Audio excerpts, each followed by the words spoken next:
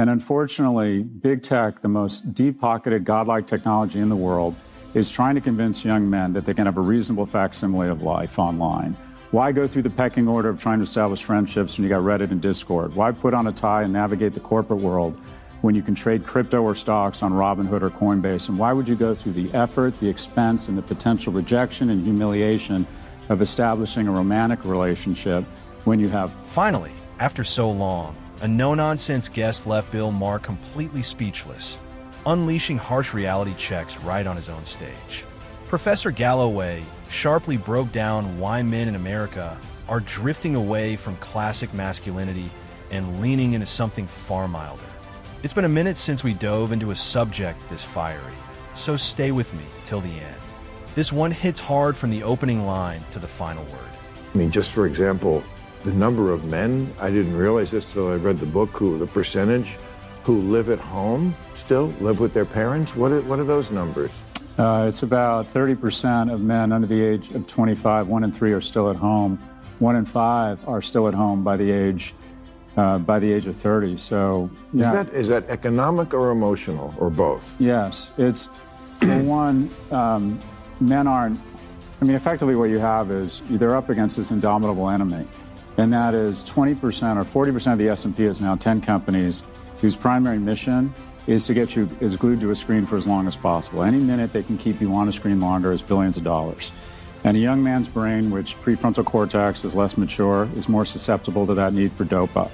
So what we've literally done, Bill, is unwittingly built an economy which is dependent upon our ability to evolve a new species of asocial, asexual males. I really appreciated the question Bill Maher raised when Professor Galloway talked about the growing number of adult men still living with their parents. It's an issue people love to oversimplify. Sure, some guys stay home for emotional security or family ties, but a far bigger group does it because of one unavoidable factor: economic strain. And that strain didn't just appear out of nowhere. Over the past decade, we've seen a steady cultural shift that has slowly worn down traditional masculinity. The expectations placed on men have changed drastically, yet the systems meant to support them haven't moved at all. Wages lag behind, jobs feel more uncertain than ever, and the idea that men must stay strong while being told their strength is somehow harmful has created a quiet storm. So, when Maher pressed for clarity, it exposed a deeper reality. Most men aren't falling short. They're trying to survive in a society that has quietly taken away the roles and identity that once gave them direction.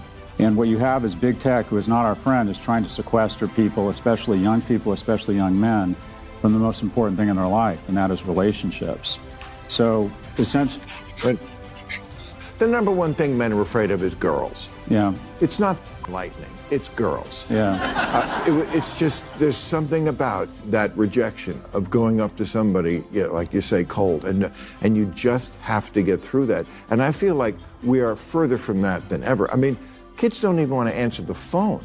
Yeah. They find that a little too alarming, unless you text first. 40... Really, because that's passive, because you answer, nobody sees you, they don't see your reaction, you don't have to come up with conversation. 100%. 45% of men 18 to 24 have never asked a woman out in person. 63% of men under the age of 30 are not even pursuing a relationship. And if you think about the most rewarding things in your life, I mean, the things that really matter, they are essentially relationships. And what do they all have in common? They're really damn hard. And one of the biggest reasons relationships feel so damn hard today is because modern feminism has convinced an entire generation that women don't need men in any part of their lives. Now, real feminism, equal rights, equal chances, equal dignity, is unquestionably positive. But lately, a loud and highly influential wave has pushed things to an extreme that distorts what it originally stood for. Instead of uplifting women, it's turned into a broad rejection of men entirely. And of course, Hollywood and the entertainment world have made it worse with movies, shows, and celebrity takes that constantly promote the idea that men are unnecessary, replaceable, or inherently flawed. This cultural shift hasn't just changed opinions. It has rewritten expectations and dynamics inside relationships.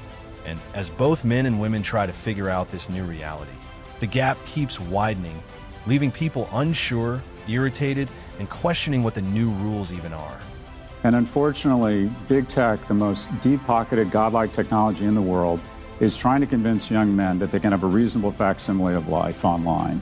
Why go through the pecking order of trying to establish friendships when you got Reddit and Discord? Why put on a tie and navigate the corporate world when you can trade crypto or stocks on Robinhood or Coinbase? And why would you go through the effort, the expense, and the potential rejection and humiliation of establishing a romantic relationship when you have... Galloway is spot on. In all of this, big tech isn't just sitting on the sidelines.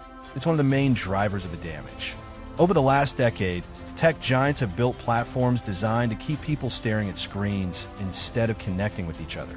The result is a huge surge in loneliness, anxiety, and depression, especially among young men who already feel cut off from the world. Rather than forming real bonds, many escape into digital spaces that deliver quick doses of validation, but never offer genuine connection. And now, with AI partners and chatbots becoming more lifelike, the situation has gotten even worse. These systems are created to imitate emotional comfort, making it even simpler for people to avoid the effort, honesty, and risk that real relationships demand. It's convenient, sure, but deeply isolating. Tech claimed it would unite us, yet somehow it has pushed people further apart, leaving millions feeling more alone than ever.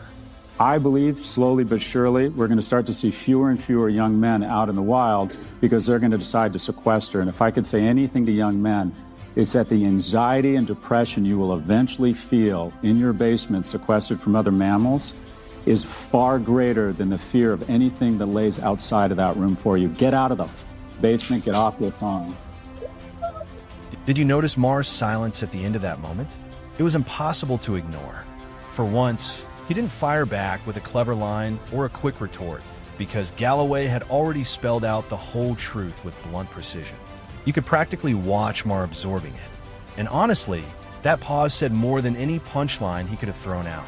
Young men today aren't drifting because they lack ambition or don't care. They're struggling because they feel pressured, overlooked, and detached from any real direction. That's exactly why Galloway's point hits so hard. We have to start pushing young men to get outside, create real connections, take chances, and re-engage with the world instead of disappearing into a basement filled with video games, social feeds, and digital distractions. Life is moving right in front of them, but someone has to nudge them, support them, and remind them they still have a place in it. What is the panel's reaction to the turmoil at the BBC over how they edited Trump's January 6th comments? Well, they did do him dirty. There's no doubt about it. They purposely put together something to make it look like he didn't say what he said. Or the tragedy is what he said was bad enough. Why did you have to doctor it? I mean, I don't understand it. It was, well, you know, because that one to me was never a smoking gun. Now, do I think he should have handled January 6th differently? Very much so, I do. But it was always, you can pull out the thing where he says peaceful protests. Yeah. He uses the word peaceful. It was always murky. To me, the crime was always simply never conceding the election.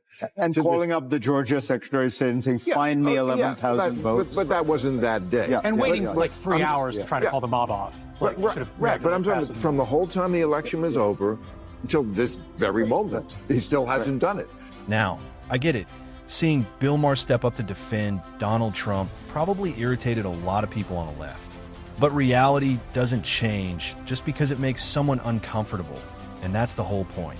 If you say you care about truth, then it shouldn't matter whether it comes from someone you support or someone you can't stand. Truth doesn't depend on who's delivering it. That's why Maher's moment landed so strongly. He didn't back Trump because he suddenly switched sides or abandoned his usual criticisms. He spoke up because, in that situation, Trump was being portrayed unfairly, and Maher wasn't willing to go along with the twist. Like it or not, that kind of honesty is almost unheard of in today's tribal political climate. It takes real spine to say things straight, especially when it means upsetting your own camp. And that's exactly what Maher chose to do.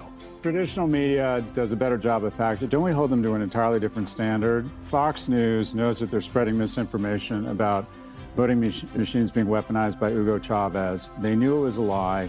They continue to promote that misinformation. They get fined $750 million. What happened on Fox was a dumpster fire compared to the nuclear mushroom cloud that happens every 3 minutes on social media. 2/3 of Americans get their news from social media, and yet they are held to absolutely no standards. And when the BBC fucks up, we are hairs on fire. Yeah. Why on earth are we not applying anything resembling the same standards for algorithmically elevated content to these quote-unquote nascent platforms? I get that the BBC screwed up, but by that standard, where we're getting 2/3 of our news screws up about 1 million times a second. Mainstream media has the staff, the money, and the institutional weight to dig into stories and confirm details long before anything hits the public. They've got full teams, editors, researchers, producers, whose entire purpose is accuracy. Independent creators online don't have that advantage. Most are individuals or tiny teams working with limited time, limited tools, and far less access. So expecting them to operate at the exact same investigative level as major news outlets just isn't realistic. That doesn't mean influencers get a free pass to push false information. Not at all. They still have responsibility for what they put out. But the bigger burden, the real obligation, has to fall on the institutions designed for this job. When mainstream media, with all its resources, gets it wrong or misleads people, the damage is far greater. That's why they should be held to a higher, stricter, and far more consistent standard. Hey, Nuro, let's make the Father's Day we just celebrated the last one that takes place in a culture where dads have become such punching bags. Literally the last demographic group that TV, ads, and movies can still depict as clueless, useless dipshits. Basically just another child that mom has to look after. Every sitcom is Tonight on ABC, Larry burns down the house. And the tagline in the commercial for every household product is basically, because your husband is a... Exactly. That's the point I was making earlier. TV shows, movies, and especially commercials have played a huge role in slowly stripping masculinity down over the past few years. It's quiet but constant. Men are shown as clueless, careless, emotionally flat, or simply unnecessary. The goofy dad, the useless husband, the grown boy who needs a woman to fix everything. These cliches are everywhere. And over time, they start to stick. When a culture laughs at men just for being men, it erodes their confidence, identity, and sense of worth. What used to be harmless comedy has turned into a full-blown storyline. And that storyline has real consequences. It's honestly sad to see a society that once respected male strength, leadership, and responsibility now treat those same qualities as outdated or toxic. Men deserve more than nonstop mockery dressed up as entertainment. I'm not sure when this trend started, but I'm going to blame the 1987 movie 3 Men and a Baby. The premise of which is that 3 grown men can't manage to keep a baby alive. The same year gave us Married with Children, with its idiot shoe salesman of a father, followed by an endless parade of eye-roll, short-bus dads, Homer Simpson, Family Guy, Modern Family, Malcolm in the Middle, Everybody Loves Raymond, Home Improvement, according to Jim. And it's not just the old-school broadcast TV sitcoms. It's everywhere. It's highbrow streaming stuff, it's major motion pictures, it's minor motion pictures. It's in everything. And that's exactly right. Hollywood has been a major force behind the slow, steady erosion of masculinity. A shift driven heavily by the rise of left-leaning ideological messaging pushed through films, series, and celebrity voices. For years, manhood was framed as toxic, outdated, or laughable, something to belittle instead of something to value. And now, suddenly, the same industry that spent years tearing down the traditional male image is trying to flip the script. They're attempting to spotlight strength again, try to promote solid male figures, try to give young American men a sense of direction. But honestly, after a decade of mockery and dismissal, it feels like too little, too late. The cultural damage runs deep. Young men today feel lost, confused, and unsure about what society even wants from them anymore. Hollywood helped build this mess. Fixing it won't be quick, and it may not happen at all. I know. I don't have any kids. I made a different choice in life and decided to have money.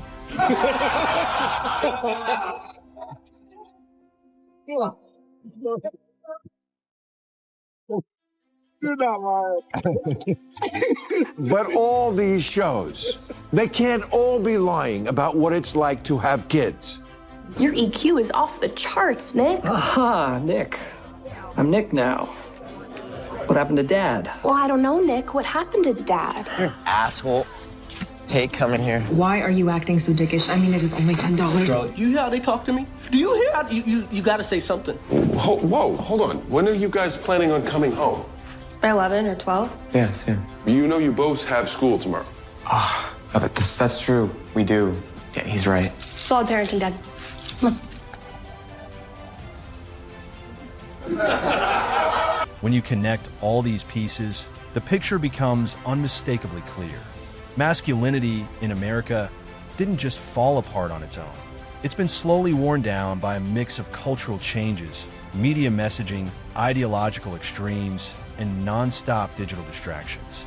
Professor Galloway simply said out loud what millions have been sensing but never had the space to express. Hollywood spent years mocking men. Tech pushed them into isolation, and certain corners of modern feminism dismissed them entirely. At the same time, mainstream media shaped the narrative without ever accepting the fallout.